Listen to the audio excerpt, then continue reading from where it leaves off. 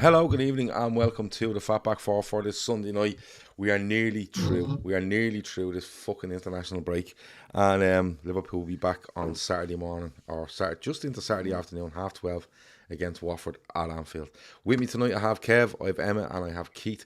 We're going to talk about the dogfight for the relegation. We're going to talk about the race for Europe, whether that's Europa or Champions League, and we're going to probably finish off talking about the title race between ourselves and Manchester City. Couple of things before we get going. Big shout out to the LFC women's team who had a 3-0 win today, I think it was. My days are all over the place because Keith Plunkett keeps bringing me out on the drink. So they had a 3-0 win today. I think they only need 2 more points to secure promotion. I think it's something like that. But they play, I think they play the nearest team to them in the next game, which I think is Sunday the 3rd of April. Kev is muted, so he's trying to talk to me, but he's muted. But big shout out to them. Big shout out to them because, in fairness, they are absolutely flying. And yeah, they're very, very close to promotion. So I want to give a shout out to them before Chris Pratt gives fucking out for the next fucking 75 minutes that we haven't done it. Féileacáin is their charity partner. Go and check them out, please. Donate. Donations are quite slow at the moment, which is understandable. There's a war going on and people are donating towards helping people that are affected by that. But if you can donate, please do so. The link is in the description, as I said, to the show. Whether you're watching or listening later on, it's all there, and you can donate or just share amongst your friends, family, whatever, colleagues, and we'll try to get to that 10k. And yeah, that's about it. Keith, we need to stop going on the drink because me and you are in rag order now for 2 weeks in a row here. I'm in a heap. Yeah, I'm in a heap. It's tough. I was only saying to the lads there of being blade and boxing with the toilet for the last 10 hours. I've only been introduced to Guinness as an Irishman. It's sacrilegious, but it's 2 weekends in a row now on Guinness, and I think I'm giving her up forever. I think I'm quitting the drink. Yeah, I'm off the drink forever. No, you won't, because you come out with me the next time you go, go on then. And then you'll just end up back on the train. Yeah. Kev needs to hit some sort of button because it says here, guest has muted himself. So you might need to do something there, Kev. Check your mic that it hasn't come out or something along them lines because you are muted at the moment. I'll try sort it out for you though. Emma, how are you? Good. Yeah, I'm actually still struggling a little bit from a night out on Friday, so I'm feeling your pain, Keith. Well, Still struggling from Friday. But you have But this will make it all better. You have a cure. That's absolutely fine. Kev, the best thing to do is drop out and come back in, brother, because it's still showing you as muted, and I don't want to ask you questions and then we can't hear what you're saying. But yeah, we had a good weekend. Me, Keith, and 2 exceptionally good-looking Lawsons went for a drink yesterday. Yeah. And then we had a whole pub nearly appalled at us at the fact that we were singing some songs. They were playing in the pub. We weren't just starting up for the crack. They were playing in the pub, and it was like we were having a lovely time. And Kev's all right now; he's back. We were having a lovely time, and these songs were playing after the Ireland game. We were having a sing song. We were singing all the songs.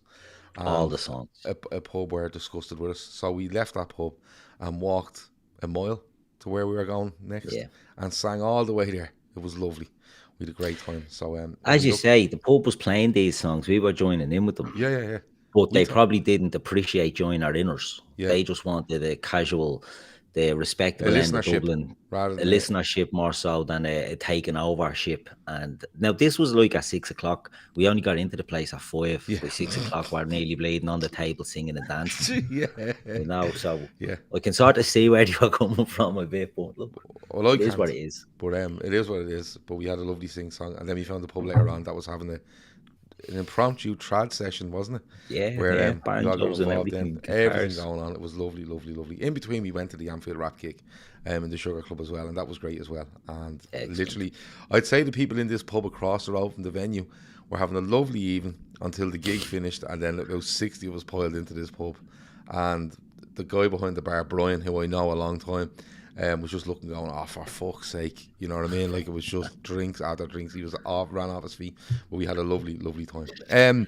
So that's how our weekend went. Emmett is struggling. Kev seems fine. Keith is swearing he's off the Guinness, but that's not true. And Off everything. and off the next drink. time he's back No. on it, it'll probably be me with him. That's on it again. Yeah. So that's how it goes. Fact.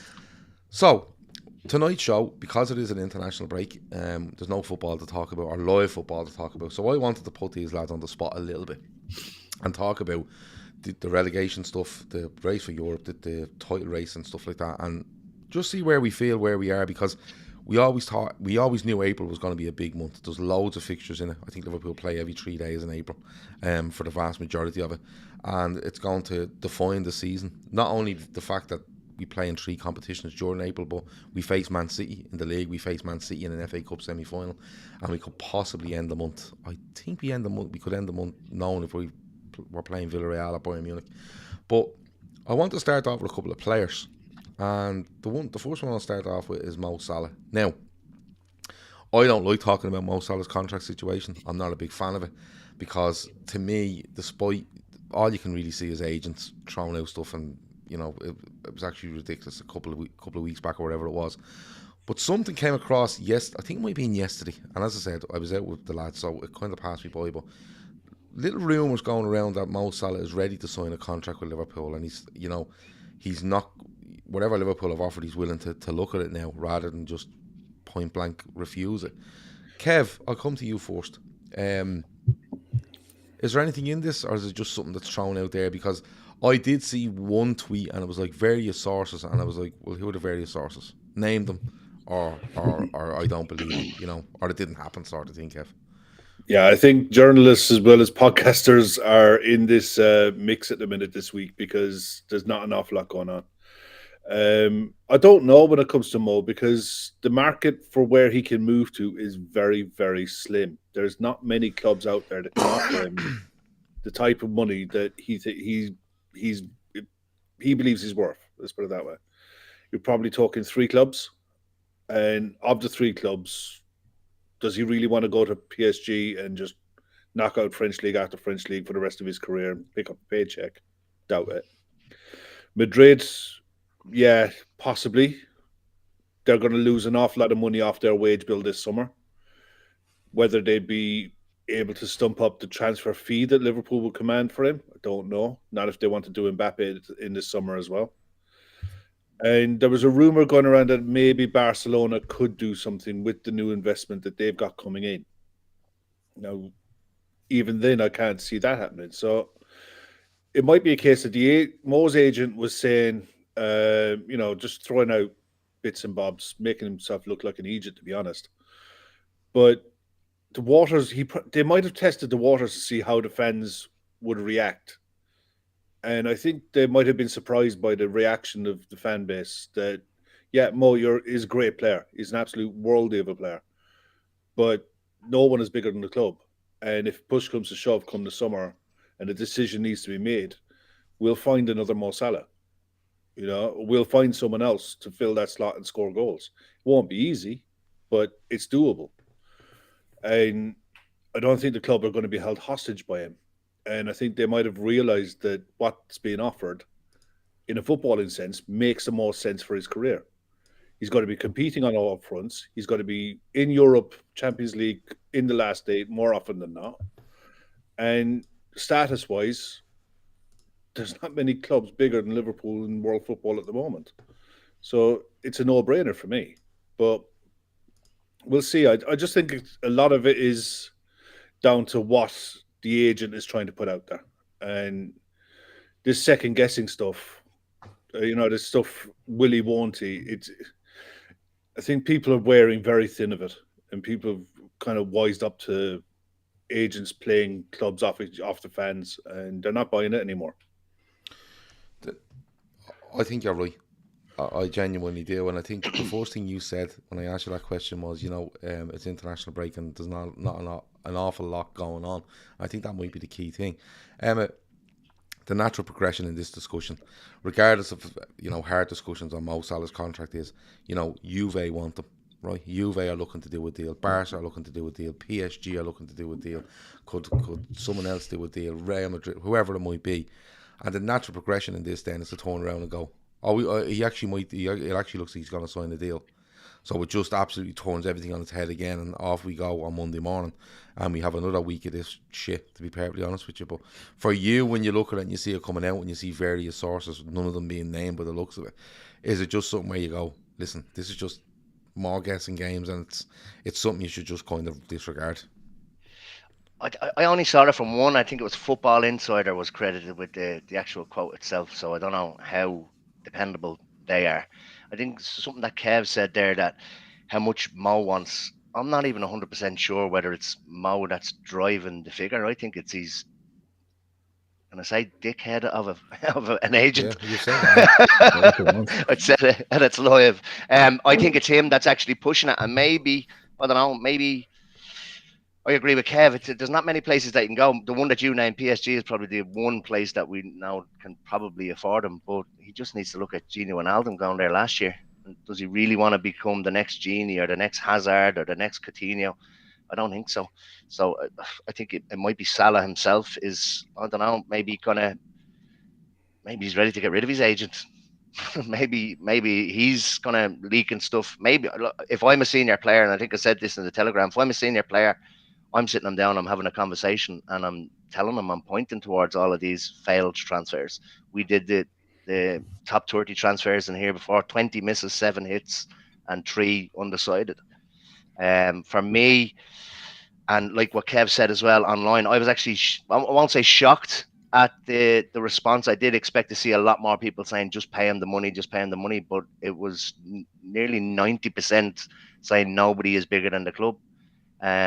I don't think anybody will deny that he does deserve more money, but not the 450, 500 base that's being kind of bandied about. He's on 200 at the moment. Virgil's on 220. If it was me, I would be saying maybe 325, 350 with add-ons on top of that. So I think he gets around about 350 to 400 anyway with performance-based add-ons. So if you were to pump that up to 300 base and then say 450 to 500 with add-ons, I don't think anybody would turn their nose up at that. But I think it's the actual base figure that he's actually looking for. Well, and again, I don't even think it's Mo that's actually looking for it. It's obviously being pushed by his agent. Yeah, like, look, it's hard to agree with anything, or hard to disagree with anything you've said there. And Keith, like, we have to take a lot of this stuff with a pinch of salt. You know, like, I've no doubt.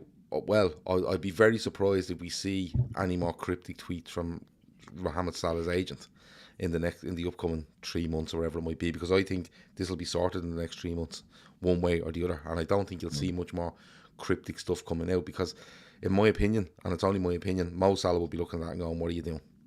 You know, I agree with Emmett. You know, his agent is doing this deal, and that's what he's there to do. He's there to advise, and he's there to get the best deal for his client. That's absolutely fine. But there's ways of going around it. And he doesn't even have to get rid of the agent, Keith. He could just turn and go, listen, you're my agent. You advise me, and you make sure that the contract put in front of me is something I'm happy with. It doesn't matter if you're happy with it or not. Once I'm happy with it, you're my agent, and you get paid accordingly. But Keith, I don't know where you fall on this, but I just think it's just something that someone throwing out another, you know, casting their rod again, casting their line again, and seeing what they can come up with, because something has to fill column inches over the next 5-6 days. Well, probably 4 days until you actually start getting into press conferences around Watford. Is that what it is for you, or do you think maybe Mo has seen what's gone on, like Kev said, fan reaction, and went, yeah, they're probably right. Do you know what? Let's meet somewhere in the middle and everyone is happy. Yeah, you're right. It's international break. It's always around times like this that we see the Mac and the maggot. And when you sit back and look at it, you know, we've done shows, we've said, you know, the agent. Look, you've said it there. That's his job, is to get the best deal for his client. And, you know, they do it by hook or by crook. And we've compared, you know, when Phil Coutinho was leaving, when Raheem Sterling left, and your man 80 Ward start doing all sorts of carry on. Salah's agent isn't even doing any of that. And when you listen to what Salah is saying he's happy at Liverpool and he wants to stay at Liverpool, but it's not his decision. He's not saying that that's too, I suppose, untoward in the situation. But it's his agent's job to get the best deal. But it's also his agent's job to uphold Mo Salah's reputation, regardless. Yeah, of who the exactly, and reputation that's what is I'm with. that's what I'm sort of getting to now, Gav.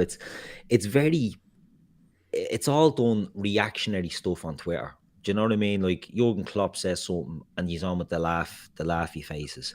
There was the other one when the club came out, someone leaked that the club have offered him a good contract and he puts a picture up of him and Salah laughing at a table, like a negotiation sort of thing. It's very childish the way this fella seems to act. And then he goes through the likes of Romano, who he knows you lap up all the little shits will lap up from everything Romano says. And we've been critical of him loads of times in the past, but there is obviously a connection there with the agent because we've seen, we've seen chats between them. Do you know what I mean? Online. So there is a connection there. So we can take it when it's coming through Romano that he is getting fed this. I just think the agent is acting, and he's not an agent even, isn't he? He's a lawyer. He's advisor, just like an advisor. I don't know if he has other clients or whatever, but it seems weird. He seems to go about it in a petulant way. And look, I know Jurgen Klopp comes out and says, the club have done all they can. They've offered Mo a great contract. It's really up to Mo. A lot of that stuff, maybe Klopp shouldn't be going to the media and saying it, but that's all part of the game as well. You know what I mean? And it's just the way it goes. Klopp done it. He didn't do anything, in my opinion, snidey or underhand. He firmly put the ball in their court. But he just came out and said it, a comment. We've said it on here before. It may have been set up. It may have been that he was told a reporter, ask about the contract, and I'm going to lob this back at you. But the way our man reacts and the way he acts, it's just childish. And I'm just hoping, as you say, in the next 3 months, it gets sorted out one way or the other. And you know what? I want Mo Salah to stay, right? I do not want to break the bank to keep Mo Salah because I don't think it's healthy for the club in going forward. I think it's very, very silly, and there's an absolute track record of this going tits up. So I don't want Liverpool to fall into that trap. But if he goes, if worst case scenario, Mo Salah leaves Liverpool, if he does it in a way that it's not dragging his name through the mud, you just wish him the best and you send him off. You know what I mean? He's done everything he can do for us. He can't really do much more than what he's given us over the years from day one. Do you know what I mean? Like he's been absolute 100%. If he wants a new challenge and he wants to move on, that's fair enough, but go about it the right way. Do you know what I mean? Don't go through this absolute gutter shite that they tend to do and drag the name and ruin the standing that he has among the fans. And I hope it doesn't go down that route. I think Salah he's very humble, but he's clued in as well. Do you know what I mean? And he won't want his reputation to be going down in the gutter because he's an icon, not just for Liverpool fans. He's an icon of the Arab world. Do you know what I mean? Like this fella is huge. He's just not just a normal footballer. So his reputation does mean a lot to him, and it'll be interesting to see how it plays out. I think if he ends up leaving Liverpool, I think it's going to be hard to get out with his reputation completely intact. I think it's going to be difficult just the way things have gone.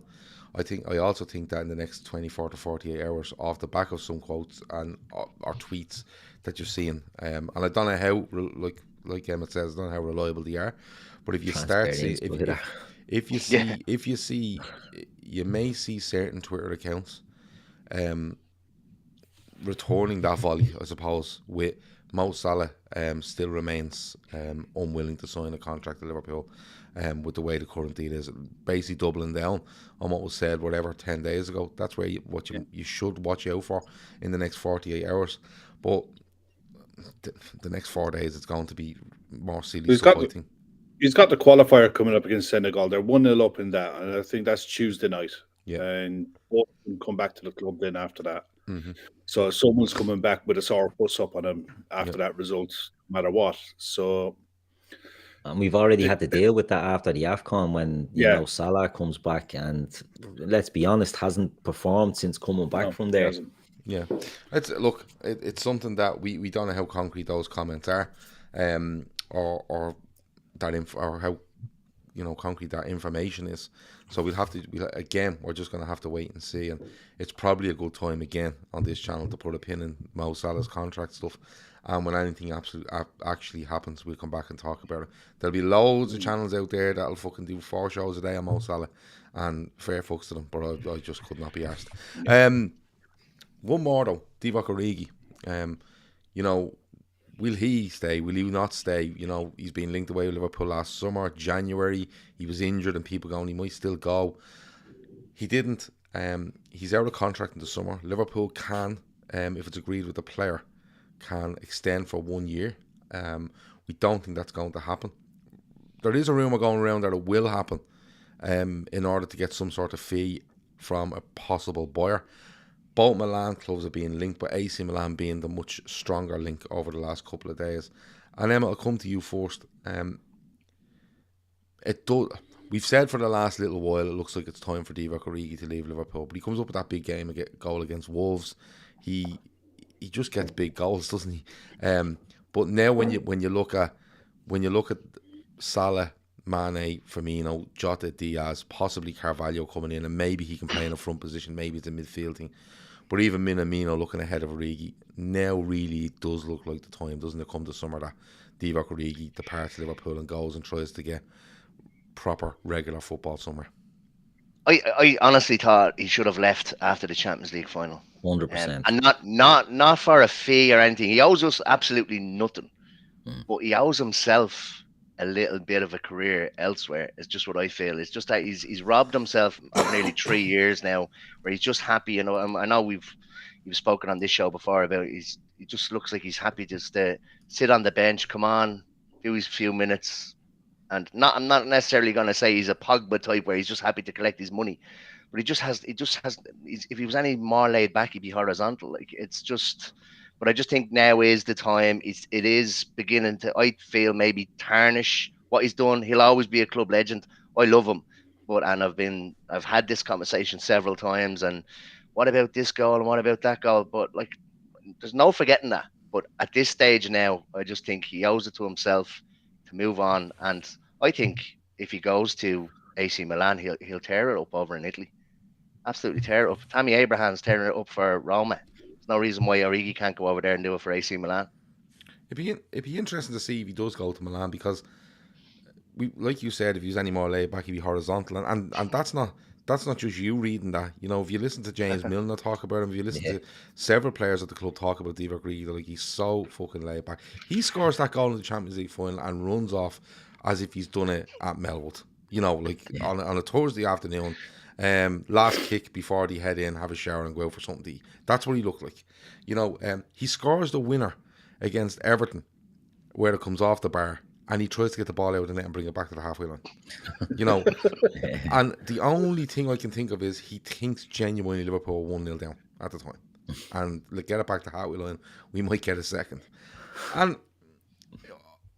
just out of interest, I'd like to see him go somewhere, just to see what he'd be like, because there is a thing where, you know, he goes along, and Klopp talks about him all the time and says he's unbelievable in training. He's so good at training. He never gives an ounce of trouble. He's really good. He just can't get him in the team. And I'd just love to see him go and say Milan to say to him, right, you're our number 9. You're our number 9. They're going to play every week. And just see what you can get out of Divock Origi, because has he fallen into something where he's just that relaxed that he just knows where he is in the squad, or is that just him overall? And I'd actually love to see it. Keith, you know, there's all the goals, there's all the moments, there's so many of them, in fairness to him, for a guy that, you know, I felt so sorry for when he gets injured. Funes Mori injures him, and he's in the best form of his life at Liverpool, and he's out for months, and he never kind of comes back the same player. Or the team seems to evolve a lot in that time while he's out. And you know, he has them moments, and he comes on. Not that he doesn't let you down, because sometimes you come on the pitch and he's being horrendous. Let's call a spade a spade. But you look at it now, Keaton, you kind of have to go, listen, the time is up, because this forward line is evolving. Even if you throw the Salah situation into it, it's an evolution of the forward line happening right in front of your eyes here. And Divock Origi looks to be, he's not even the odd man out, he's way down the list at this stage. Yeah, and look, Divock, I think Emmett's right there. His stock was never as high as the Champions League final goal, because he'd had that 6 months, you know, where everything was working for him. But it's just his personality, isn't it? And you know, his style of play, with being so languid and so laid back, it doesn't suit. You know, we want to play quick, high tempo.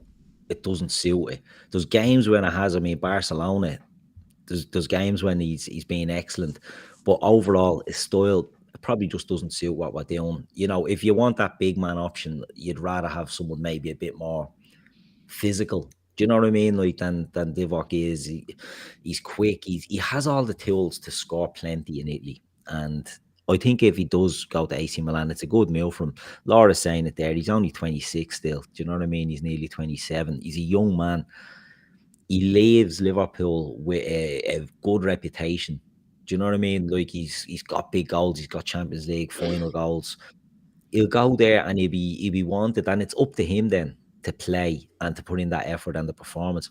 We know Italy isn't like the Premier League. We know in Italy you could probably be a little bit more. I wouldn't say lazy. I don't think he's lazy. I just think it's his style. He could probably get away with it a bit more over in Italy, if I'm being honest. But yeah, I think you see the thing getting bandied about. You know, he's a cult hero for Liverpool, isn't he? And he's one of the biggest cult heroes that we've had. You know, if we look through the history of Liverpool, you know, my dad would have said, you know what, Joey Jones in the 70s, Joey Jones was great, played in snapping ankles all over the place. He didn't play that many games for Liverpool, do you know what I mean? But these were the players that people loved. Divock Origi, when he does leave, will live with a CV that has that Everton goal, that has the Barcelona game, the 4-0, the best game I've seen. Do you know what I mean? I couldn't believe that, and he's at the forefront of it. Trent gets all the credit for the corner, but Origi is switched on that, and he's alive to it, and he knows about it, and the finish is excellent, everything about it. He has the Champions League final goal. Like he just has a litany of big moments for Liverpool. Yeah. And he leaves that with CV. He leaves as a hero, a cult hero. He may not be everyone's favourite player. He may not be everyone's cup of tea, but he's a player that when he does go, you look back and you'll say, yeah, 10 million, done all right. Yeah, happy with that. Yeah. Kev, I don't think you'll disagree when you say it could be time for him to leave. Are you as interested as me to see how we get on in Serie A as basically you're starting every week? None of this bench bullshit. You're going to start every week. Because I'd love to see how he gets on. That's the thing. Can he do it? Can he physically do it? You know, he picks up niggles a lot when he comes on and when he's coming off the bench. He picks up niggles in training a lot. Can he physically play a 38-game season? We don't know. He's never had to do it. You know, he's 26 years of age and he's never played a full season of football. You know, it's almost criminal in a way. And the other side of it, the downside of it for us is he's going to be very difficult to replace in the squad. Having that person who doesn't give any grief, doesn't give anyone any problems, doesn't complain, doesn't talk in the press. When he's asked to do a job, he'll do a job to the best of his ability. They're like gold dust in modern day football. They really are. But for his sake, I'd love to see him go and try. And he's had a couple of loan spells before and it just hasn't worked out. He's tried it in Germany, he's tried it in France, and it's almost a case of like his headspace wasn't in it. Whether he was too young or what, I don't know. But AC Milan would be a good fit. You've got Giroud and Ibra are right at the end of their careers. And some of the players that Milan do have, they're evolving their side. You've got Kessie looking to leave. You've got Tonali there who can pick a pass. So it would be a good league for him to go into. And the fact that I didn't watch the Belgium-Ireland game, so I don't even know if he came on. You know, but if you got Michy Batshuayi starting for Belgium in these kind of games as your next up to Lukaku, if I was Origi, I'd be fuming. Because I know he's a better player than what Michy Batshuayi is. You know, he just needs to play, and he needs to go somewhere to play for the sake of his career. If he doesn't do it now, he'll never do it. But it's all in his hands. You know, I wish him well. He like Emmett said, he was spot on. And Keith has said this for a long time. He should have gone after the Champions League. We should have forced the issue after that, but we didn't, and we are where we are now. He signs a new deal after the Champions League. He signs a new deal after the Champions League, and you know, it is what it is now. Yeah. I think he leaves, he doesn't know us anything. I don't think he signs an extension to get a fee for him. I think wherever he ends up, he'll have a nice signing on fee. That's the whole point of being a free agent. You get your signing on fee, you'll get a decent wage, and you'll have a decent career. But I'm interested to see, can he play week in, week out? And what's he like when he does play week in, week out? That's my big thing. I think the best part of his career is literally at Liverpool is when, do you remember he was being picked ahead of Daniel Sturridge? And Before he got injured. Yeah, and we go away to Dortmund in that quarter-final first leg, and people are like, fuck, Origi starting before ahead of Sturridge here. And he scores. And he actually seemed to like the responsibility. You know, up front on his own, he liked the responsibility, and he worked hard. He worried defenders. He has great pace. He's a good finisher. He's a really good finisher, Divock Origi, when you give him the opportunity. But then he just fell into this thing where he was like, I'm not going to get my game, but I'm at Liverpool. And you can't knock it. Doesn't matter how good or an international or whatever. There is just people like that go, I'm playing a Liverpool Football Club. Why wouldn't I have a great time? You know, sometimes we look at things and we say, he's not getting a game. Why isn't he gone? It's Liverpool Football Club. You know, people want to play for them. And I don't blame anyone for looking going, Wolfsburg, okay, but I could be on the bench at Liverpool having a great time. Why wouldn't you? You know, the sort of way. So it's an interesting one. But look, it looks like he may leave, but don't write him off to have a bit of a say in the rest of the season either. Oh, we've games to play here. Yeah, to show up somewhere in, you know, late in a game somewhere in a cup. It could be a cup game against City. It could be a Champions League game. It could be a league game where we're struggling and we need a goal. Don't write Divock Origi off having one more say over Liverpool and the destination of trophies before he leaves the club. But Alan Boak said it in the chat there earlier. He comes on in that Champions League final and is absolute pony. Always atrocious. And then the ball drops to him, and you know, left foot, boom, take it out of that. Yeah. Not a bother, you know what I mean? That's the player he is. That's the type of player they're dealing with. And look, you're right, Gav, you touched on it there. He was excellent when Klopp first came in, and he had that run and then gets injured by Funes Mori. Jurgen Klopp, we know he's a man manager, and if you put it in for him, he'll reward you in spades. And I think he would love to keep a Divock Origi around. And they won't do anything. They'll make his exit the best for Divock Origi that they can.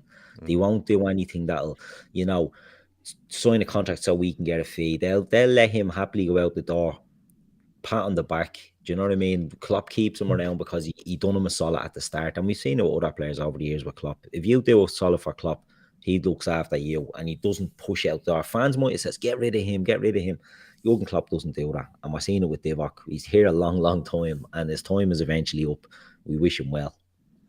I think Klopp actually said it when he scored the goal in the Wolves game earlier on in the season, that he hopes that he finds a manager that will play him as often as he should be playing. Yeah. So, just with what Kev said, like, can he actually do it? Would there be any self-doubt himself? Can he actually do game after game after game after game? Yeah. I don't know if there's a doubt in him. I think I wouldn't say it's a doubt. I'd say it's more a mental thing. You know, obviously doubt is a mental thing, but what I mean is, has he fallen into this sort of part of his career where he doesn't doubt his ability? There's no doubt in my mind he doesn't doubt his ability. But my thing for him would be, I wouldn't be looking at Divock Origi going, is he good enough to play in Serie A? I'd be looking at going, has he fallen into this way of life for the last possible 3 years, right? Where he can't get himself out of it. It's a bit like a football team, you know, when they're playing a game and you notice that something goes wrong for them and they just can't click back into gear. They just can't seem to find something to go and win a game. Something goes against them, or, you know, they lose a player and they just can't seem to find it. And that's where I think, you know, ability-wise, I think he believes himself. Absolutely not a bother. But it'd be just going from being a sub to turning up at AC Milan, for argument's sake, and them saying, right, you're playing every week, and him going, I don't really fucking play every week. It's not really my thing. Yeah. Like, you know, the sort of way. Unless he's signing the team Milan, going, listen, I'm not playing every week, lads. I'll if we 4 games this month, I'll start 2. But the other 2, like, you know, chill out, like, you know what I mean? Don't be going mad, but we'll have to wait and see. Don't let Ibrahimovic retire yet. You know, he's 46. It doesn't matter. I play once. I play one game a month. Yeah, Ibrahimovic can't retire because Origi is refusing to play more than 2 games in the month. Red Steve says, has Gav toned down the saturation on everyone else's screen to make his polo shirt really pop? No, we're not that fucking technical. And Scott Willicks says, great fun at the Thaw event last night. Great gas. Yeah, it was. I don't know if we met Scott last night. We met a load of people that said hello to us, and it's hard to remember all the faces and all the names. But we had a lovely time anyway. Moving on though. We did come here to talk about the Premier League and stuff like that. So let's start at the bottom. Because can I get a general consensus that Norwich City will be relegated before we go into all this? Kev? Yeah. Keith? Gone. Oh, yeah, 100%. Yeah. Emma? Yeah. Okay. Is there a general consensus that you think Watford will be relegated? Don't know. Okay, After Norwich, it's up in the air after Norwich for me. Okay. There's only one other that I have nailed on. Yeah. That's the Blue Shy. Right. Well, we will get to that, right? So just for people that don't have the table in front of them. So there's a lot of games in hand going on here and all sorts of messing. Currently Norwich on 29 games have 17 points. Watford on 29 games have 22 points. Burnley on 27 games have 21 points, and Everton on 27 games have 25 points. It's interesting though that Everton and Burnley have 3 games in hand on Brentford and Leeds, who sit on 30 and 29 points respectively. Right? Yeah. Like Leeds are 7 points clear of Watford, right? But Brentford are 8 points clear of them. Now, Watford have 1 game in hand them. They're fucking 9 and 10. They're something like 8 and 9 points clear of Burnley. Yeah, who have 3 games in hand. But how many points are Burnley picking up in those 3 games in hand is probably the question. So, do you all agree that Brentford and Leeds are safe? Well, it came out tonight. Apparently, I was seen on Joe Wyman's Twitter feed that Paddy Bamford is out for 6 weeks. Right, and they're won their last 2 games, but Christ, they really, really, really had to work for it. And the 2-1 late winner against Norwich. I think that Leeds are probably okay. The 2 wins might be enough, because I don't think Burnley will get that many points in the games they've got in hand, because they're not easy games. So if we look at it, Everton 25, Watford 22, Burnley 21. If you take them, they all have ranging between 11 and 9 games left. Yeah. Let's put a points total on the bottom 3, or what you think would get you safe. Emma, does 34 points get you safe? I'm just looking at I'm looking at the fixtures here. They all have to actually play each other. Yeah. So Brentford have Watford, Leeds have Watford, Everton have Burnley and Watford. I haven't counted. I mean, Newcastle are only on 31 points, if I'm not mistaken, are they? They are, yeah. Yeah. They played a game less than Brentford. And I've actually not included them. I just did a thing here with the fixtures, and I've not included them. I've gone from Brentford down. So 34 points. Well, look, I'll put it to this I think 34. I think 34. Yeah.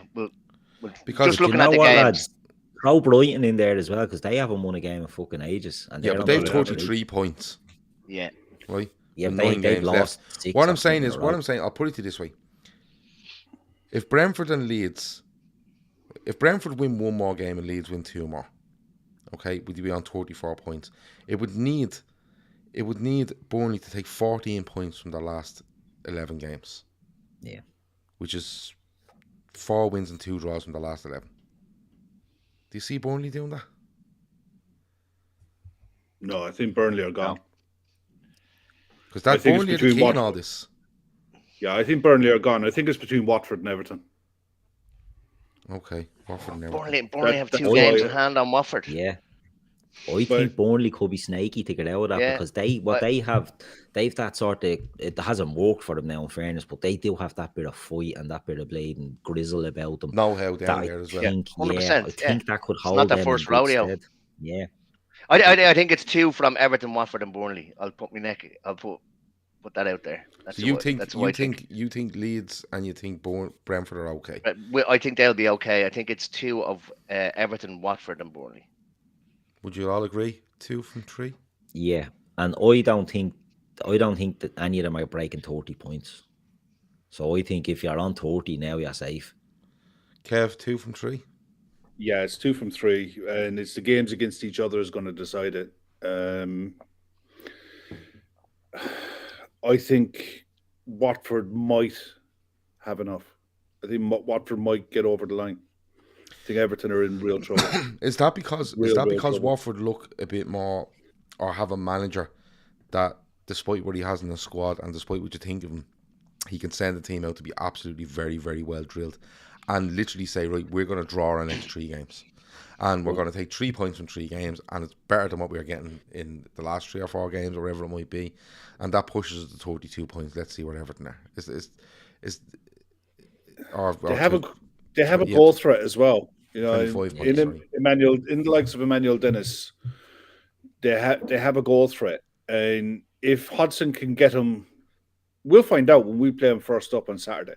We'll see. On Saturday. Yeah, but we'll see how defensively sound or not. I could safely say I haven't watched enough of Watford to know what they're really like. But if he can get him anywhere near solid, anywhere near sound, stop the set piece goals, and give the likes of Dennis a chance in games, the odd chance here and there, he'll take them.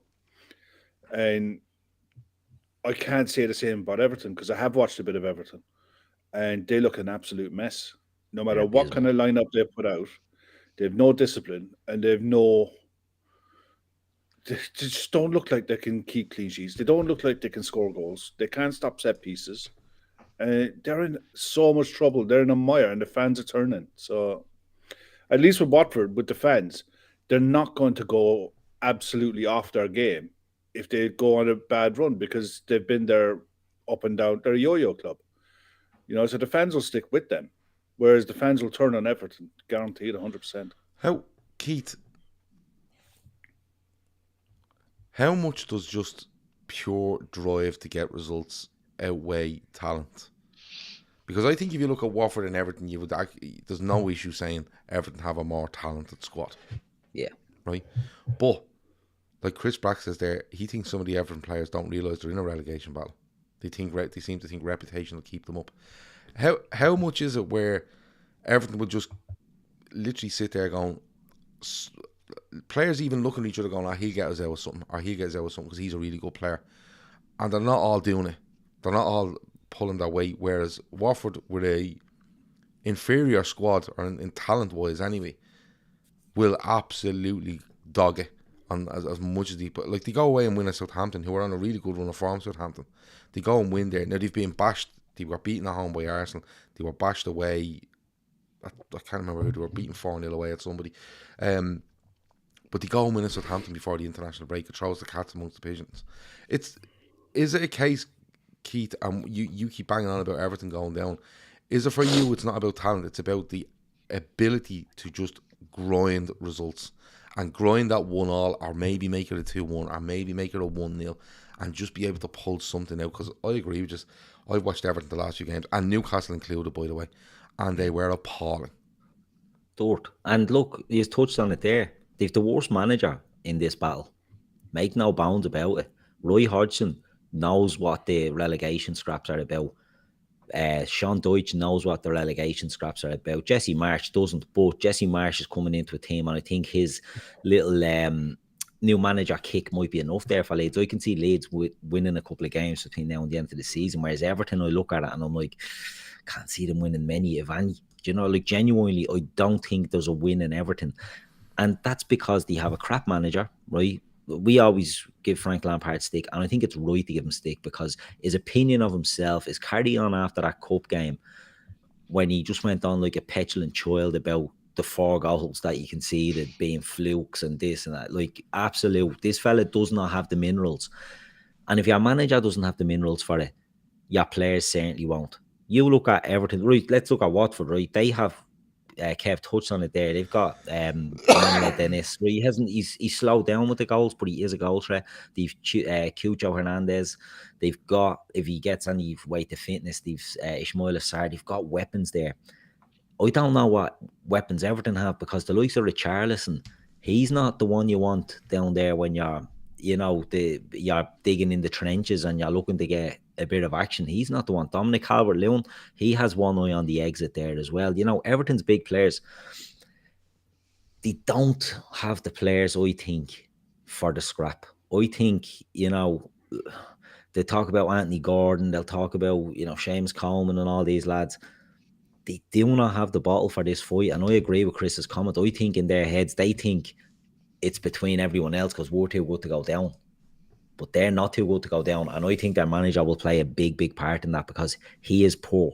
Make no mistakes. Frank Lampard is a poor manager. He hasn't got any tactical nous or know-how. They got a win against Newcastle. We probably all watched that game. I thought they were absolute dirt in it. I watched them against Wolves and they were beaten 1-0. And if that's my team I'm watching, I go back to talent in squads, right? If the other team has better talent or in better form, they beat you. You go, you know what? We put in a shift and we got beaten. They didn't even try against Wolves. And I mean they didn't even try. Wolves were actually controlling footballs 2 and 3 yards away from themselves and were able to stroll on and play football. It was mad. Newcastle, they were appalling. Newcastle were battering them. And then Newcastle had, because of the injury time, I think they end up with about 25 minutes. If not more, with playing against 10 men. And Newcastle just completely decide to turn off. And everything get that. And then you see them in the cup. And it was bad. It was bad. And the worst thing about it is, regardless of what you think of Lampard and what he says, right? Or the way, how he presents himself. If you actually listen to what he's saying, he's basically telling you that Crystal Palace had to do next to nothing to score 4 goals against us. Read between the lines. He said average goal, fluke goal, average goal, and then he said something else. So he basically told the nation that Crystal Palace, after 20 minutes where Everton kind of had 4 or 5 shots in the first 20 minutes, Crystal Palace done nothing out of the ordinary and scored 4 goals against my side. Now, if he thinks he's standing there and he doesn't think that that's not anything to do with him, you're in serious. Forget Calvert-Lewin, Richarlison, Decore, Alan. He hung all the players out to dry. But he's done. But you see, he's done this, Kev. Yeah, he's a track record. He done this at Chelsea. Yeah. If you remember at Chelsea, he got all the plaudits for playing young kids because of the transfer ban. And I was okay with that. But when he brought all these players in, he didn't know what to do with them. And then when it went bad, he was saying he started having to go at players. And he's doing it already here. He's doing it already. Emma, do you want to know Everton's next 5? I have them here in front of me, yeah. Right. West Ham, Burnley, United. Yeah, so West Ham away on Sunday. Burnley away on Wednesday. Manchester United at home on the Saturday. United absolutely need something out of that, by the way. It's not a case United season's over. Absolutely. As do West Ham, as do Burnley. Yeah, okay. Yeah. Then they have a break because of the FA Cup. They play. This is where they're going to get it. This is where they're going to get it because this prick Rodgers is going to get them over, right? Leicester at home. Liverpool away. And then when you go beyond that, Chelsea at home, Leicester away, Brentford at home, Arsenal away. So every single team there, all of them have absolutely something to play for, Emma. I think does their games in hand get them over? No, I don't know how much. Where do they squeeze them in? Do you know what I mean? In between all of those games with the people that are fighting for stuff, I think Everton are banging trouble, and much the same as what you said there. When you see a team that kind of needs to kick into another gear to kind of get back into a game, I think Everton are in free fall, and when you're in free fall, it's very, very hard to try and turn that around. I think Norwich have a better manager suited towards a relegation fight. Do you know what I mean? I know we've all agreed that they're gone, but Dean Smith has been there. They've all of them have been there. A lot of the players at these clubs have been in scraps before. Everton's players haven't. And I personally, and I know I'll probably get hate for this, I personally don't want, if Everton could go down and come back up straight away, I'd love to say that they were relegated. But I think if Everton go down, they could keep going down. Like Leeds stay down. Like Sunderland. Like the amount of money that they have held up in that club on certain things and what they're spending at the moment, which is verging on them getting sanctions against them, it'll be a colossal hit if they go down. Right, before we move on then, because we have to get through, we're 53 minutes in, this is flying. Kev, I'm putting you out there now. You tell me who goes down in the Premier League this season. I think it says it. I think Norwich, Burnley, Everton, in that order. I think Everton will finish third from bottom. They'll be well gone. The sides above them will pull away. I think Keith is right. I can see Newcastle, Brentford, Leeds picking up wins, enough wins to get them safe. And the further they get away, And Watford, you feel Watford get out of it? I think Watford will have enough. I think Hodgson will do enough to get Watford safe. The games that Everton have in hand, the pressure that's going to be on those games is monumental. Because you listed games in that run-in, and if the only sides that I think Leicester are probably one of the few sides in that run-in that they're playing that don't really have anything on it. Everyone else they're playing has something on these games. I think I think by the end of this month they'll be gone, and the heads will explode completely because reality will slap them like a wet fish. You know, and they haven't a clue what's coming. They have the notion of what trouble they're in. The next two away are huge. If they lose the next two and then they go into United at home, which is basically a home game where they'll be up the wall and United are coming to try to get something, that could be the day that they actually go down. And what I mean, I know there's loads of games left, but that could be the one that breaks them. And the white flag is getting and they're like, we're not getting out. It's just gone too far. And you know what? I listen to some stuff where Everton fans are on. I listen to Across the Park podcast, which is a Liverpool and Everton podcast, the same. And the lads are really good. And we've had one or two lads from both Blues. I think we've had on. No, one blue and one red from that podcast on this show or on this channel.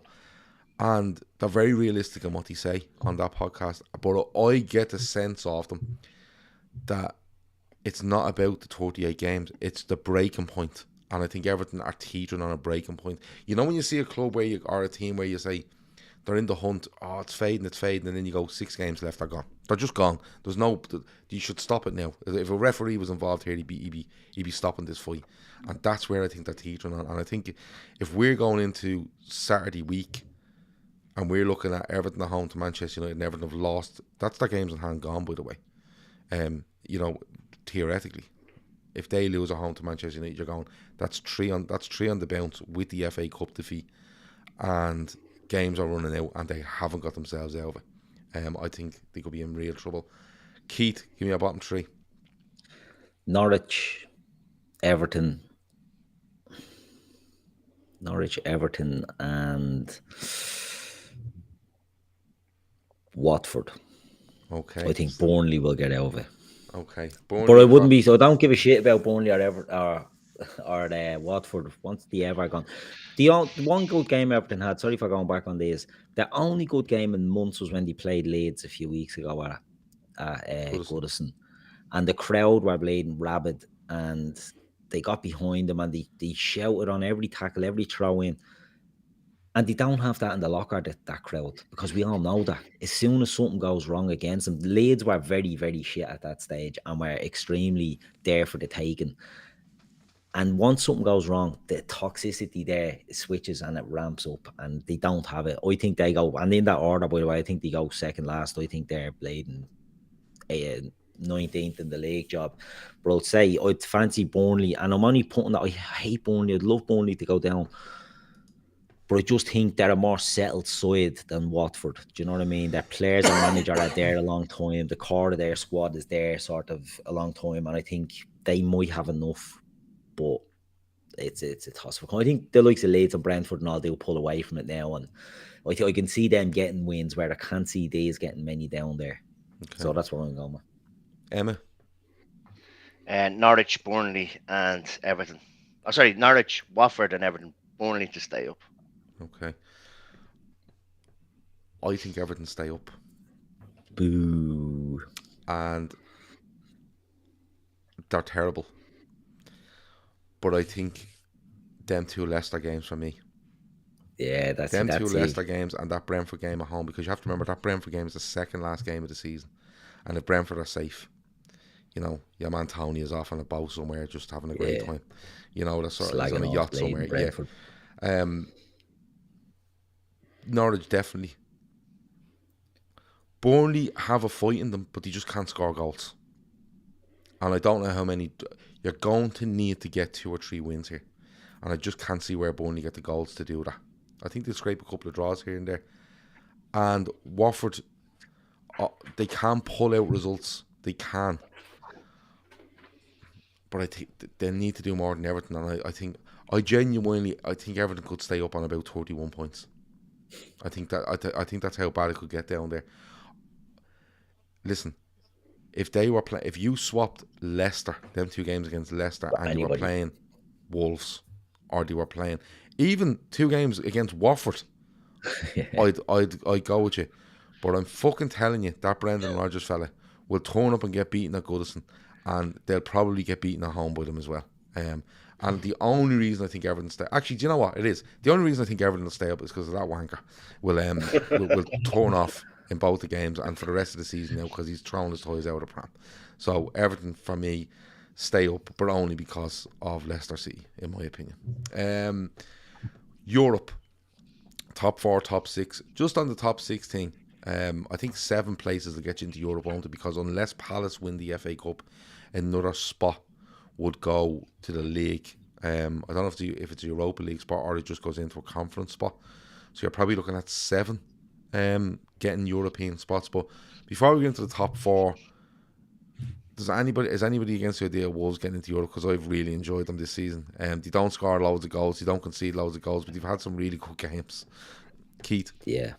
They're a good team, Wolves. They're a good team. I'd expected them to fall off a cliff, to be honest. When Nuno left, and he'd run his race at that stage, and he brought in Bruno Lage, and I'm like, I don't know. You're going back to that well again. You're going to that Portuguese well. Can you hit lightning in a bottle twice? And they have, because he's a good manager. He's a good coach. They're up and down. They don't score that many goals, but they've got one of the best keepers in the league this season in Jose Sa. They've got him, and look, there's better keepers than him, but he has been excellent, because they had Rui Patricio, and you lose him, and you're like, see, you're losing all these key players, but they're replacing them, and they're able to replace them with players of the same quality, and I've enjoyed them. I think they're good. As we said, they're up and down. They'll have games where they'll be battered, but they'll have games that they'll win. So they're currently 8th in the league at the moment, and we're saying 7 will get in. It's hard to see who drops out. That's the only problem. It's hard to see who drops out with that, but I'd love to see them getting in there. Okay, top 4. Us beating Arsenal kind of threw around the place again, didn't it? Arsenal were looking handy enough. Just at the moment, the way things stand, Arsenal have 28 games played, 54 points. Spurs are on 29 games with 51 points. United on 50 points with 29 played. West Ham are possibly out of it. They played 30 with 48 points, but they'll still want to be pushing because they're currently in 7th, and they probably want to make sure that that's 6th. So they all have something to play for. Wolves are on 46 points. They're the outsiders for possibly making Europe. But you look at Arsenal, and they've only 1 game in hand on United and Spurs now, right? And they're only 3 and 4 points ahead of them. One of their games in hand is Spurs away, and the other one, I think, when it falls, will be Chelsea away.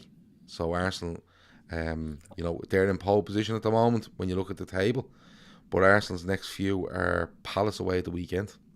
They're home to Brighton, away to Southampton, away to Chelsea, home to Manchester United, away to West Ham, home to Leeds, away to Newcastle, home to Everton. It's still in their hands, Emmett, but if they lose to Spurs and Chelsea, I don't know if they do it. I really don't. Arsenal look to me, Emmett, like somebody that like a team that have performed quite well, flat track bullies to a certain extent. But that manager in particular looks like if it goes wrong for 1 or 2 games, he could genuinely do anything, because I think he's mental. And the Arsenal fan base aren't a million miles off the Everton fan base either. Yeah. They'll turn on him quick, smart. I'd actually like to see Arsenal do it. I think the job that Arteta has actually done to go in and change if you believe what you read, was a toxic environment in the dressing room, and he's gone in and he's done it. He's had the cojones, as he would say in his country, to actually do it. A young side, improving. Yeah, I'd like to see Arsenal do it. I think if Arsenal can do it and add one or two more, that could be the top four locked up tight for about 2 or 3 seasons, because he's done at Arsenal what someone is going to have to do now at Manchester United, and that's clean up that changing room, get rid of the equivalent of the Aubameyangs and stuff like that. And I just think Arsenal are kind of ahead of the curve in terms of where United, Spurs are. Spurs, I don't know, like Conte is going to continue to do the hokey cokey. He's going to be in one week and out the next. I think Arsenal. I'll put my neck out. I think Arsenal will do it. Maybe only just do it. I just don't think United will be flip flopping and getting, like, they might get a decent result here and there, but they'll drop too many points. But I'll put my neck out and say Arsenal will actually do it. I think Arsenal can beat Palace, Brighton, and Southampton in their next 3, which will push them slightly further ahead, where others may have lost games. In that time. A little bit of leeway going into that Spurs and United games, I suppose. Yeah. So it's it's Chelsea and United, isn't it? Chelsea away, United at home. So yeah. No, I think Arsenal do it, and I'd actually like to see Arsenal do it. Keith, just on Spurs, because when I wanted to look up Spurs fixture list, I just thought to myself, they'd be better off playing a load of teams in the top 6 that they're not quite expected to be, because when you give them you ask them to take the initiative in games, I think Spurs look horrendous. When you get teams to come out and play against them, they look great, because Kane, Son, what's that guy's name? Kulusevski. Yeah, good player, by the way. They look like they're dynamite at times on the break. But Spurs, like, home to Newcastle, away to Villa, home to Brighton, away to Brentford, home to Leicester. That's the next 5. Yeah. Brings you up to the end of April. They then travel to Liverpool, home to Burnley, away to Norwich. So really, when you look at them games that they have left, now Arsenal has to be thrown in there somewhere as well. That hasn't been confirmed yet, I don't think. Arsenal and Spurs, but bar Liverpool and Arsenal, you're looking going, they're all winnable games. But against that, Keith, they're games where they'll have to take the initiative, and I think that's where they struggle. Yeah, I think Conte, as Emmett said, he's in, he's out, he's in, he's out, and we don't know what we're going to get with him. Spurs are the type of team that, they have the attacking prowess more so than the others. Do you know what I mean? Because they do have them lads up front, and they brought in the 2 boys, Kulusevski and Bentancur, and they're making a huge difference. But what's around them, you now have Reguilon getting thrown under the bus by Conte. He's not happy with his wing-back options. He's not happy with, so many of his options in that team. And I'll say this every time, their keeper is the weak link. He is fucking brutal. Hugo Lloris, Spurs fans love him because he makes a good save every game, but he makes a howler every game as well. So I think, Arsenal are much better with Aaron Lonsdale, but I think he's going to cause them. Yeah, Harry Lonsdale. He's going to cause them. No, Harry Ramsden. Harry Ramsden, yeah. Yeah, okay. I think Lloris is a huge weak link for them, and I think I can see them winning a lot of games, but where I see Spurs falling down, not maybe losing, is draws. I think draws will catch them. They'll be ahead in games. They won't put their foot on the throat, and teams will get goals back. So I think, while it is an easy fixture list, I think they could drop silly points you don't expect them to, and that's where they fall down. I sort of agree with Emma. I think Arsenal will get that 4th place, just because they could do the damage before it starts to catch up with them. Yeah, like when you look at United, Kev, Leicester at home, Everton away, Norwich at home, Liverpool away, Arsenal away, Brentford at home, Brighton away, Chelsea at home, Crystal Palace away. They probably look like the hardest running United out of those 3, in fairness. But again, you don't know what United are going to turn up. I think that's the thing with all 3 of those sides. You look at Arsenal 1 to 11, then they're fine. They should get top 4. The problem is when Arteta came out complaining about the fixture list the last time he came out, it's because he's playing the same 11 all the time. He doesn't change it, and that's not going to wash. They're never going to have a better chance to get top 4. They've had no Europe all season. They've been able to work on the training ground more than any other club. Spurs, agree with Keith, they're going to struggle to break sides down, but the 2 signings that they made have been really good.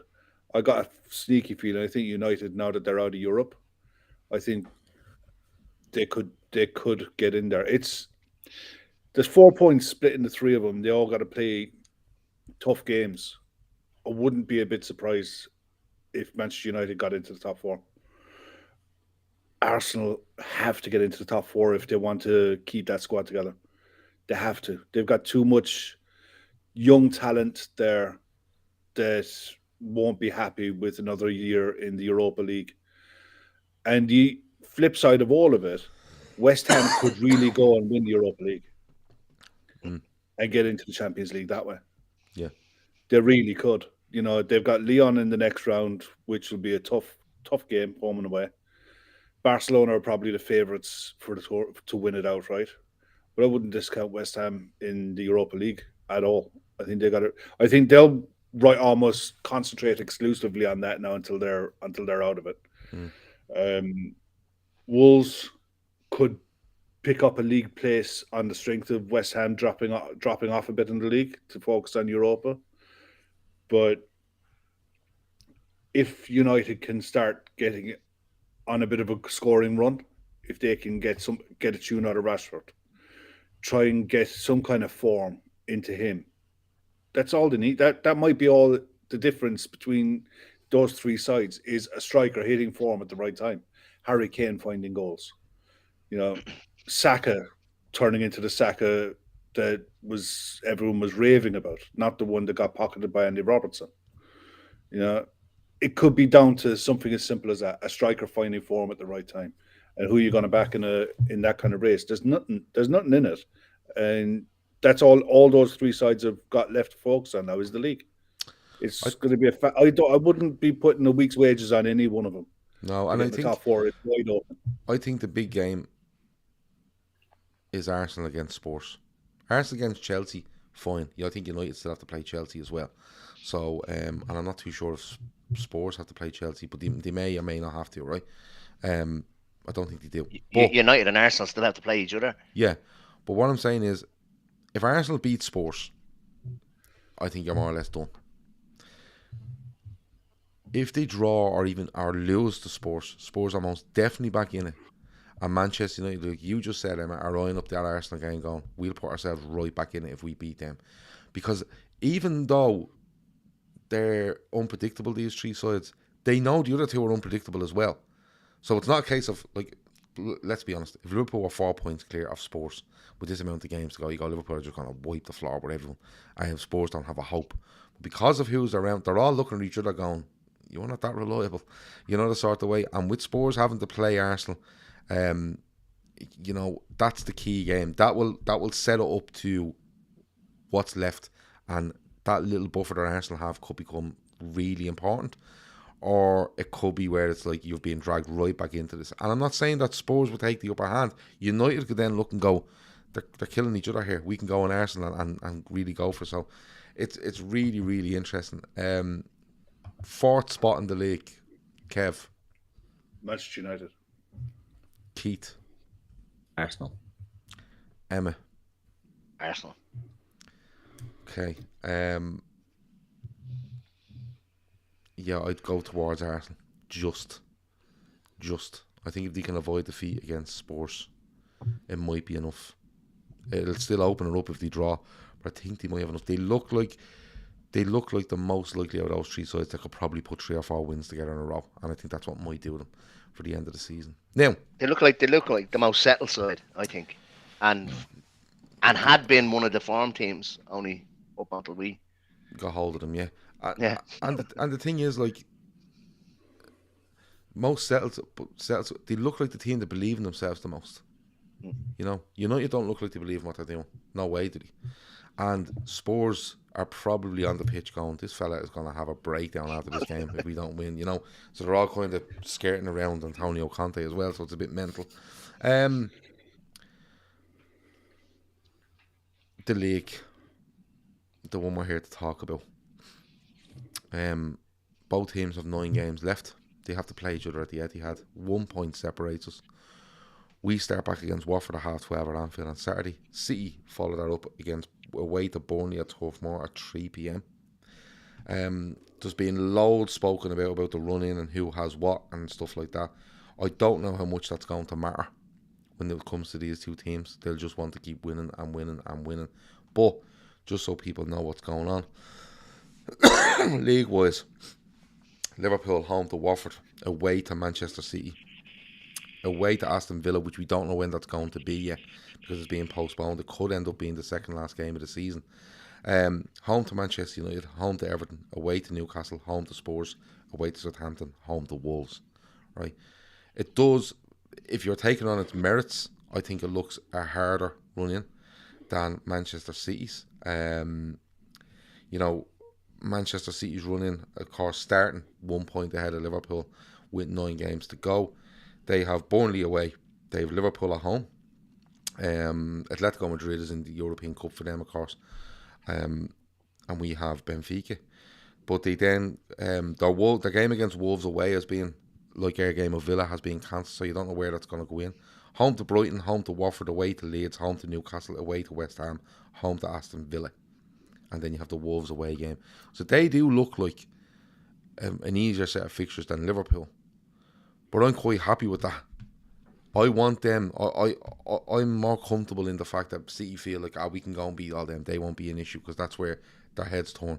And if they get through that Champions League quarter final, I think it's one where I want them to do that as well.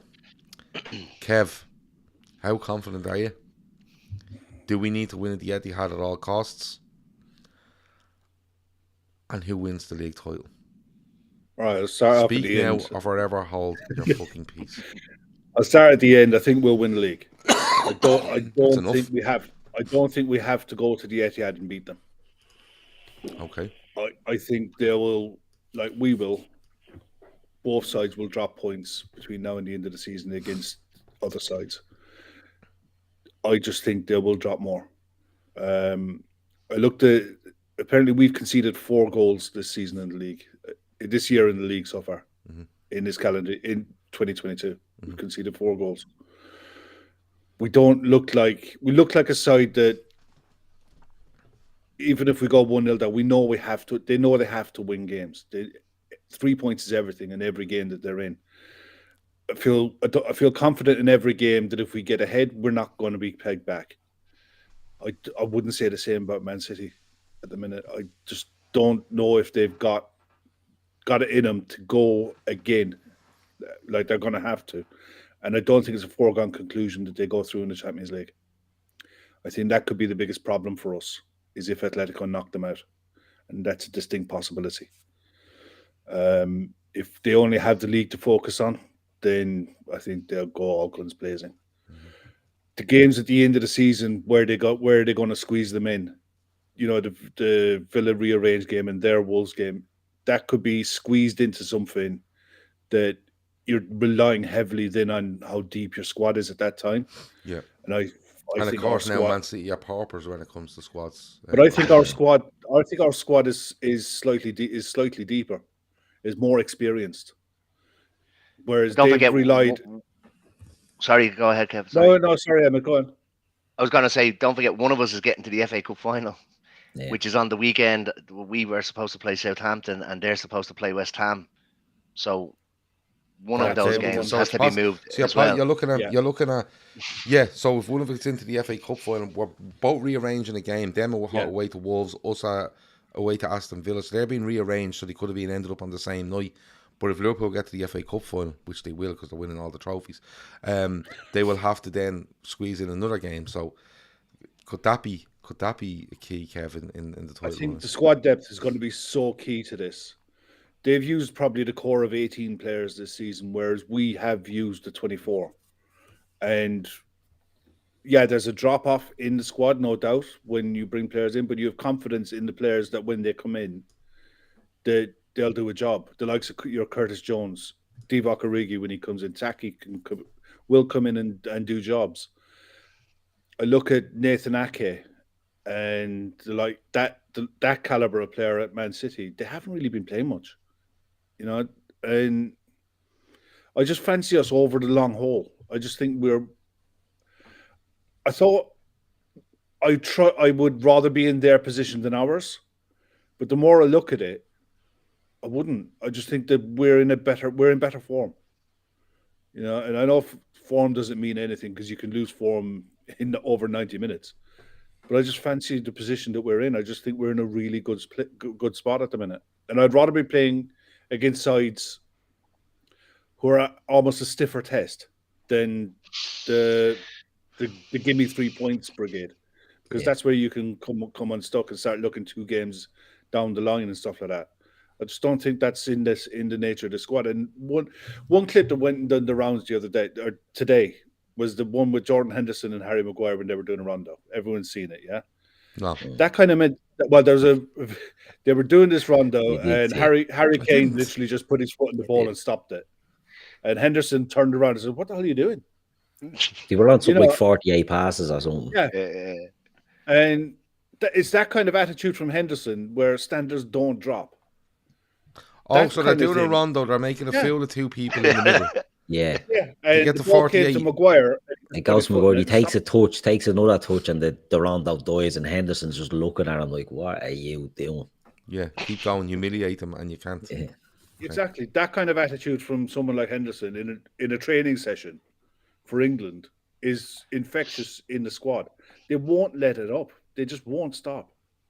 I think last year, we said at the start of the season, do you remember, they've taken names and they're taking receipts from last year and they're paying it out in spades this year. I think last year hurt so many of them that they really want to put down a marker that has never been done before. And they're within reach of it. It's unreal where they are. Okay, so you have Liverpool to win the title. Yes, 100%. And you don't think we have to beat them at the Etihad? No, I think a draw will be enough. Okay. Because I think they will they will fall away somewhere else. Okay. Red Steve said I heard Hendo decked them. I mean, I didn't hear that, but he should have. Says Red Steve, so fair play. Keith. Yeah. Who wins the title? Do Liverpool have to win at the Etihad? Go. I think Liverpool win the title. I think Liverpool win them all. I'm on that boat. You know what I mean? I'm on the choo-choo where we're doing a quadruple. And I think Man City, we've said this Will before. you drink Guinness if we win the quadruple? I'm off it, Gav. I don't drink anymore. I don't drink. I gave up. Right. Gave up there an hour ago. Yeah. I think Liverpool win them all. And we've said this 100 times on this show. I think there's a fragility to the mentality of Manchester City. And I think we're playing them at a time now where they don't want to be playing us. If this was a run in and that match wasn't involved in, right, so we didn't have to play them, and it's a straight race, we have 9, they have 9, go.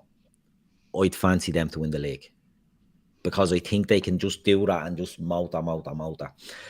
What's happened now is if we beat Watford, we don't want to take for granted that we beat Watford, right? If we beat Watford, when we beat Watford, we're top of the league.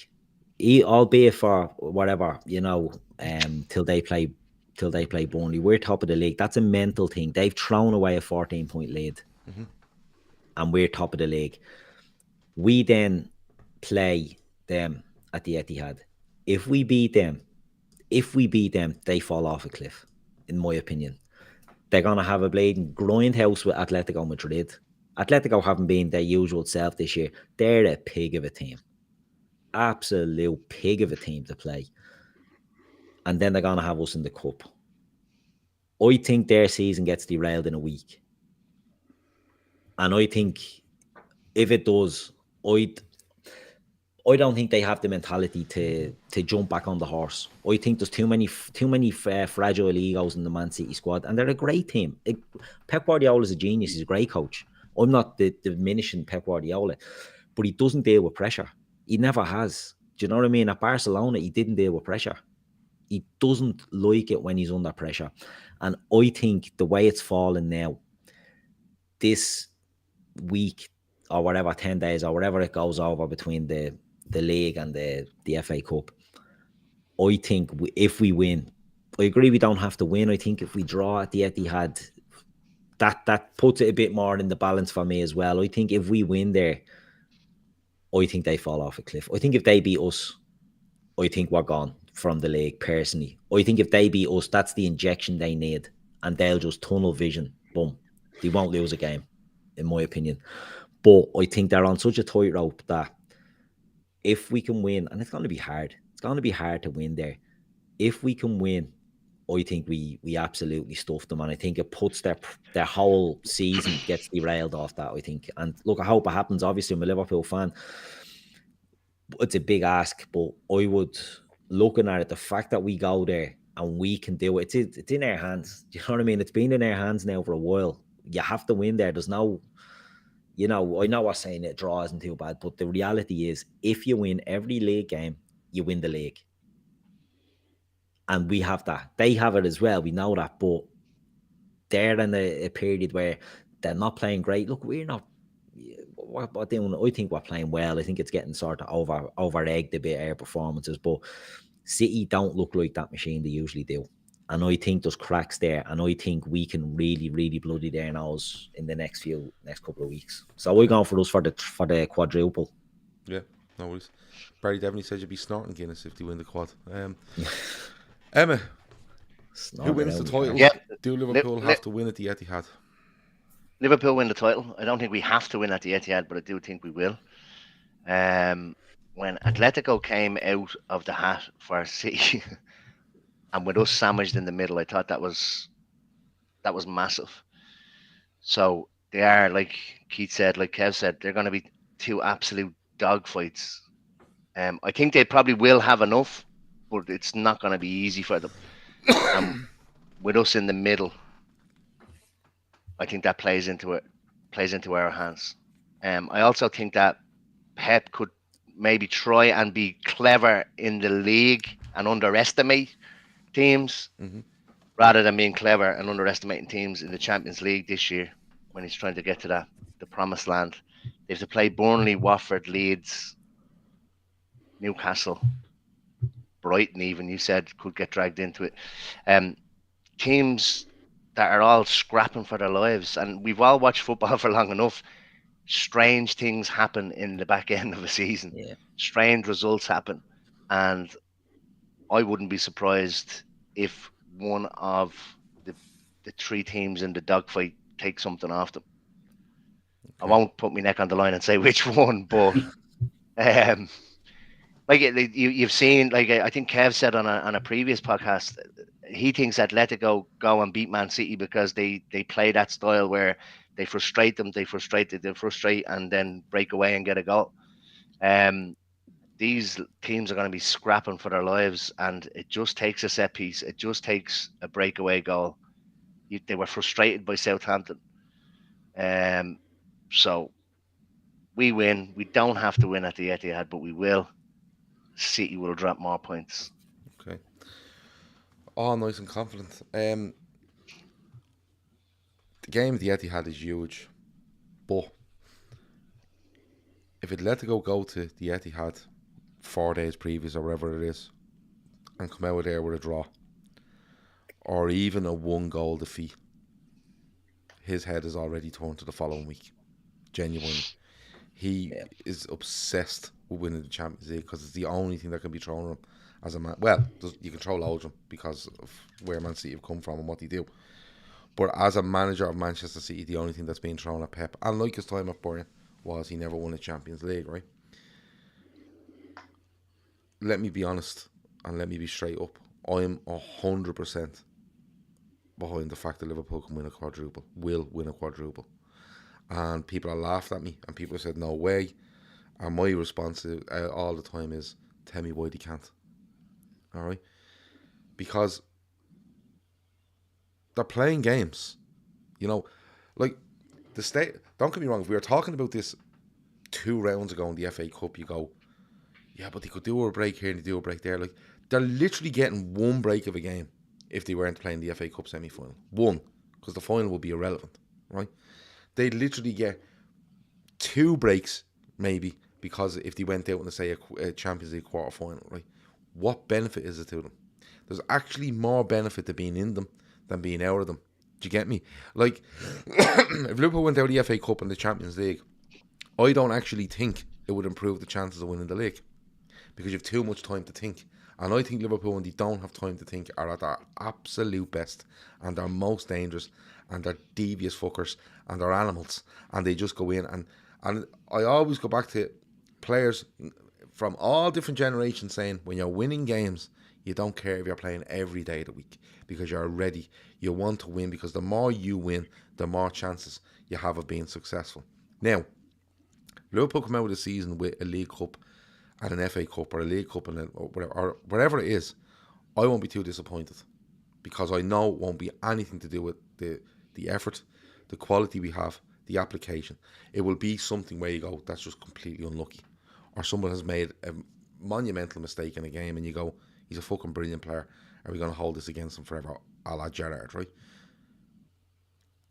I am just so in this mindset at the moment. Who stops them? Like, who fucking stops them? Because Man City, you would argue, in the league and the FA Cup, absolutely fine. But when it comes to that FA Cup semi-final, are their heads falling off? Are they so distracted by something else at this FA Cup, they need to put certain players out? He's crying that he only has 18 players, which is complete and utter bullshit. Because at the start of the season, they were like, look at City's squad, right, they didn't sign a striker, but look, the way they play, they can do this and they can do that. And all of a sudden, when it's getting a bit tough, it's like he's only picking from 18 players. That's nothing to do with the players they have. It's the players he's choosing to use, okay? And he's choosing to use these players because he's now, he's right up against it, and he's going to revert back to everyone he knows, and that's absolutely fine, because a lot of managers do that. Go with the tried and tested as much as you can. I think we'll use a lot of Firmino in the last section of this season because he's tried and tested. But you can't throw it out there that Man City don't have the squad. You simply can't. All right? Last season is huge. Kev said it. And last season is huge. Liverpool want to win everything because that's what's instilled in them. But I promise you, an extra 5%, 1% in every performance between now and the end of the season will be them remembering media, pundits, and I use that term very fucking lightly, and just general football people saying they're finished, they're the worst champions, they're this, they're that, and the other, and they're all, listen, they're not, they're humans. They read this stuff and they get affected by it, and you can go two ways with that. You can go feel sorry for yourself. This team haven't. This team have come out and went, right, come on then, fuck you. Let's have a go. We're all back. And we're going to add one or two. Let's see what everyone's made of now. And we were 14 points behind. It was like, look, Liverpool, we told you. And now we're sitting 1 point behind. And I think we're favourites for the title, even though we're 1 point behind. It could go anyway. We could be sitting here out of an FA Cup, out of a Champions League, and after losing in the Etihad, and you go, fuck. You know what I mean? City can do a treble. Yeah, absolutely. City could do a treble. It could go anyway, but it won't be down to a lack of desire or effort or skill by Liverpool Football Club. It simply won't, because they won't allow themselves to be like that. I've no problem if someone at the end of the season we end up running the League Cup wants to laugh and say, oh, you said a quadruple. Fucking right I did. And when you're in a position come the start of April where you're in all the competitions, you do the exact same. Yeah. But I'll put it out there now. I don't know who stops Liverpool. I genuinely don't know who stops Liverpool. And the last thing they're coming down to now is, the amount of games they have, who they have to play. Benfica, no issue. Villarreal, Bayern Munich, absolutely no issue. The only preference I would have in the Champions League is not to meet an English side in the final, because they revert to type, and it'll get beyond stupid how cagey it will get, and then it's just a case of one thing that could go wrong for you in a game that you dominate, you don't win. Me, I'd love Atletico or Real Madrid in the final, that competition, because we're used to Atletico and we owe Real, so again it's another ticking off exercise against Real. But Liverpool win the title. I don't think they have to win at the Etihad, but I think they will. I'm with Emmett on that. And I think depending on how it goes I want Man City to stay in the Champions League to the semi-final stage because it distracts them enough where they may take their eye off the league a little bit and we could go away from them, and it might do the same for the FA Cup. And I'm not saying we need City to be distracted to beat them, but you take every little, last ounce of fucking luck, and because you need it, every last ounce of advantage and every last ounce of just that little bit of weight to sway on your side. So do whatever you want, record it. Liverpool will win the fucking lot come the end of the season. And if they don't, sure, it was fucking great. We had a lovely time doing it, and that's where you want to be. So for me, we're still in them all, and I just don't see why we don't win it. If you can find me an argument why we don't, I'll absolutely listen to it, but I'm not too sure I'd agree with you regardless. 1 hour and 34 minutes we're flying. We need to leave it there, but don't forget our charity partner Féileacáin. I said it at the start, I'm going to say it again, I'm going to keep saying it. If you have a few quid, please donate via the link in the description. If you can't and you can share it far and wide, please do so. We're trying to get to 10k. 10k probably is a little bit optimistic at this stage because of what's going on in the world, and quite rightly people are donating to other things around the world. That's absolutely fine, but if you have a few quid for Féileacáin, please do it, because 10k is a monstrous amount of money for this charity, so go and check them out. We will have shows during the week. I'm hoping to have the Klopp update every day this week. We will have winners and losers tomorrow night. We will have a midweek fix Tuesday or Wednesday. We will definitely do a preview to Watford on Thursday. The lads will be with you for Sports Unplugged on Friday.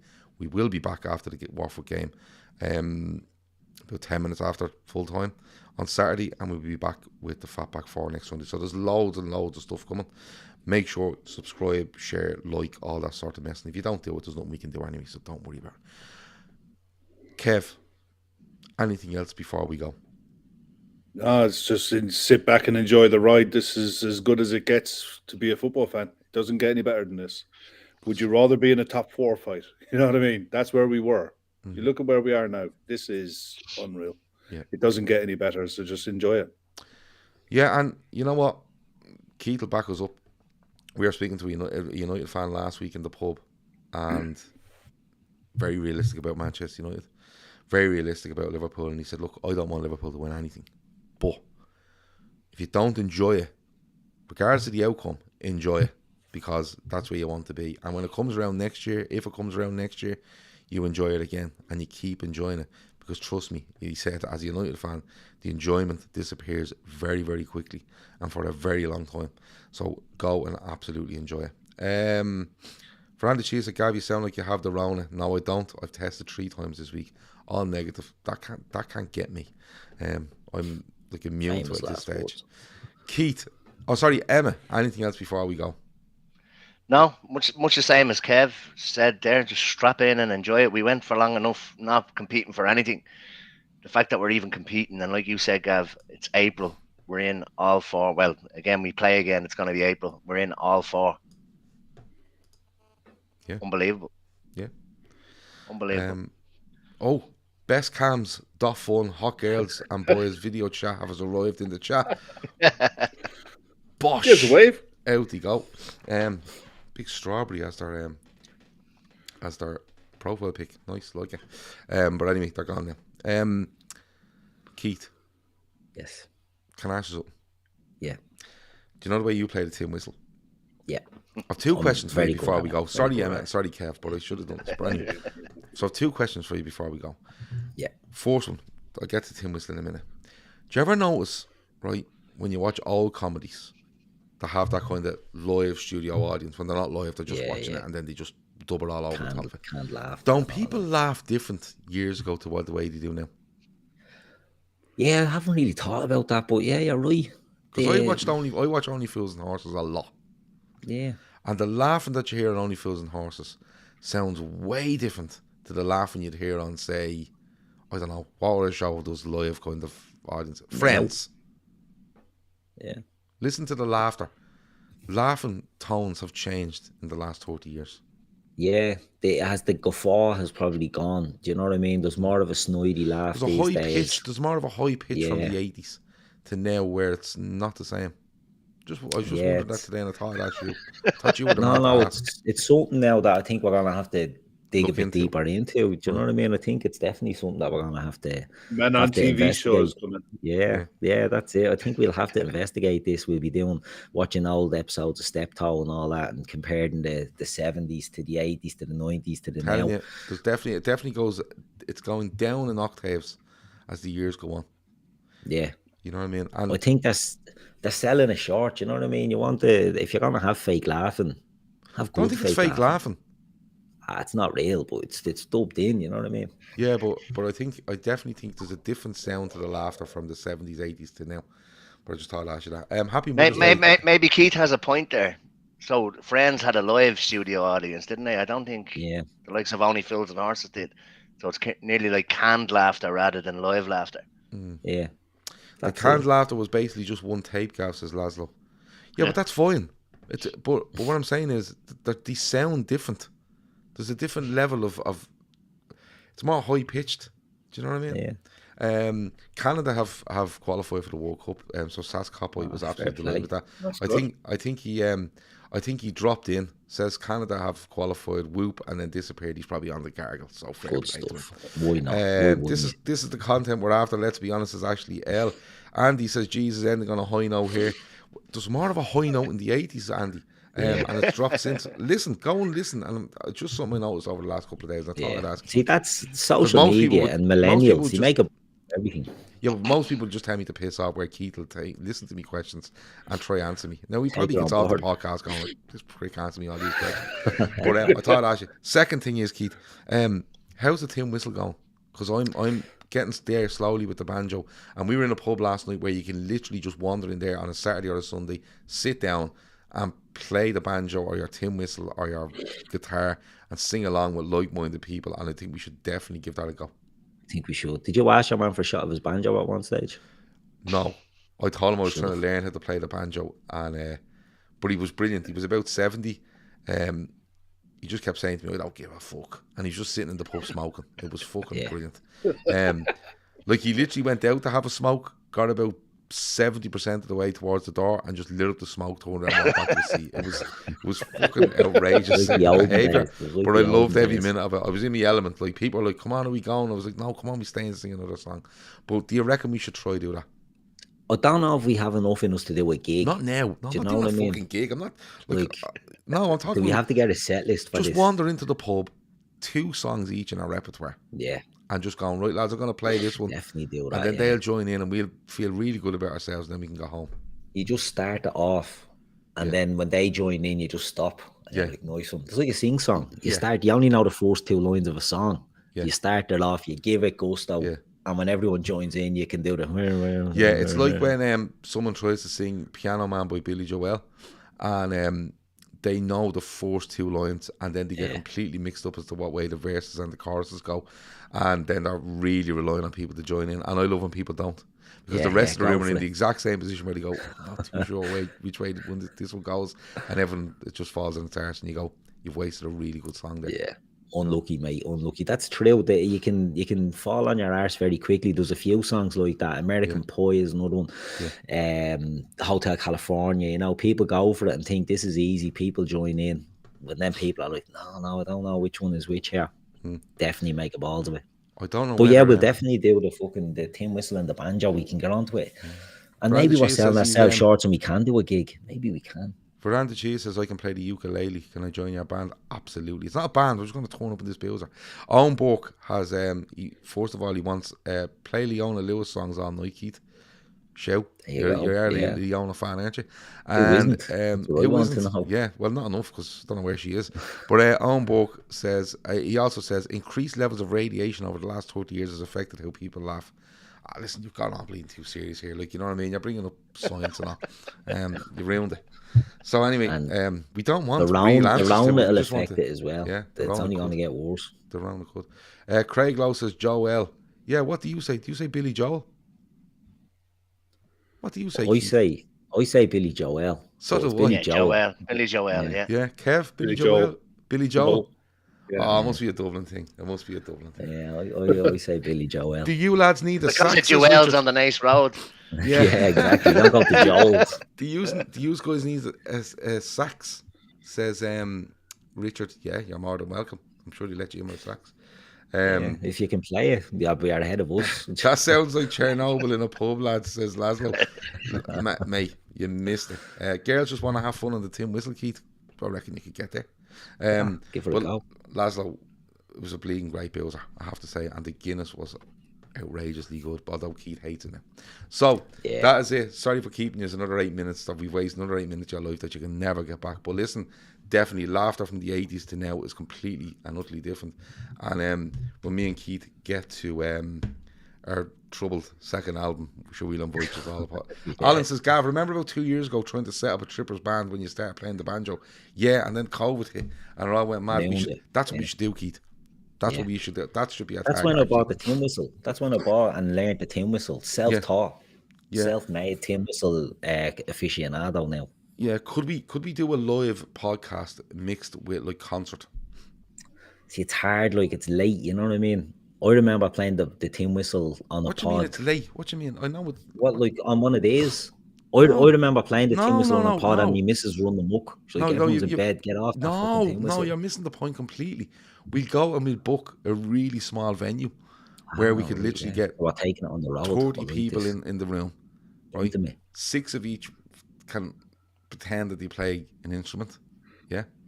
And we'll just do a podcast and in between it. And we won't do it live. We won't put out. No one's allowed to take out their phones. No one's allowed to do anything like that. And we just sit there talking about football and then we go, right, that's enough about the relegation dogfight. Keith, girls just want to have fun. He's going to do the EastEnders team on the tin whistle now. Yeah, and we just have hours of fun. Really cute. Yeah, so there you go. Yeah. We could sounds good. Yeah, we could do that. Yeah. All right, leave it with us. Don't say anything because others will rob these ideas, Gav. We have to be bleeding keeping these good ideas to ourselves. I can't see any other podcast or out there saying, do you know what I think we should do? Get 30 people in a room, 6 of which can play an instrument badly. Talk about football, but every 7 to 8 minutes we bang out girls just want to have fun on a tin whistle. I can't see it happening, Keith. But if anyone ever dares to even try it, we have the copyright on it, and I'm sure someone in the chat will time log this whole conversation. I start learning the guitar for that band, so it'd be such a shame to put all my talent to waste, as Alan. We won't. Can I play the spoon, says Tom? I don't know. Can you? Yeah. We don't know if you can play the spoons. We don't know yet. But I presume that means, do you want to come and play? Yeah, if you can play the spoons, bring them. There, that's a handy one, isn't it? 2 spoons in your back pocket. Yeah, but we'll have to get songs that suit the spoons. Do you know what I mean? Like the spoons are flexible. While you will get that one, you can do a bit of spoon work on that one. You can do the banjo. Have you got your tin whistle near there? Yeah, I'm not starting playing the tin whistle. I'll be fucking sleeping on the sofa if we do. Oh, okay, because Brandon Cheese wanted to know, could you close the show with the tin whistle? No, well, it's close to show the tin whistle getting wrapped around your head if she comes out and hears me playing it. Okay, right, we'll leave it with us. I'll learn a bit more of the banjo. Keith is an expert on the tin whistle, but he has to find a few more songs. And at some stage, what we'll do is pick a pub, get a load of boys together, a load of listeners, a few people, bring an instrument if you can play it, and we literally drink points, have a sing song, and if you're shy, it doesn't matter because we'll all just sing anyway, and we talk about football, and it will not be recorded, and nobody's allowed to take out their phones. Is that all right? Sounds good. We like it. Good stuff. Right, sorry, that's another fucking 4 minutes we've taken in your life. We're definitely going now. We are 1 hour and 43 minutes in. That has been the Fatback 4. Thanks a million for watching. Loads of content coming during the week. If you have any comments whatsoever, good, bad, or different, throw them in the comments after the show. We're big boys. We can take it. Liverpool are winning the quadruple. Strap yourselves in. Over and out. As we gather in.